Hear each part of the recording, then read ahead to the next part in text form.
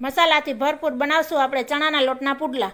ચણાનો લોટ લીધો છે, થોડું મીઠું નાખ્યું છે, થોડું હળદર પાવડર નાખ્યો છે, થોડું હિંગ નાખી છે અને થોડુંક ધાણા જીરું પાવડર નાખ્યું છે અને લાલ મરચું નાખ્યું છે।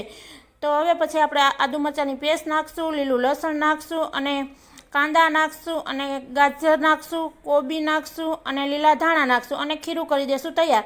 પછી નાખશું ટમેટાં ખમણેલા અને ખીરાને તૈયાર કરી લીધું છે। હવે લોઢીમાં તેલ નાખી અને તેલ ચમચાની મદદથી આપણે ખીરું નાખી દેશું અને પુઠ્ઠાની મદદથી આપણે પુડલાને વાળી લેશું।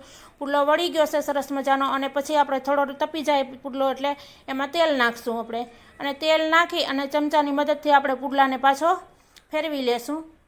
ફેરવા પછી આપણે પાછું એને તેલ લગાડી લેશું અને તેલ લગાડ્યા પછી જુઓ સરસ મજાનો આપણો થઈ ગયો છે પુડલો તૈયાર।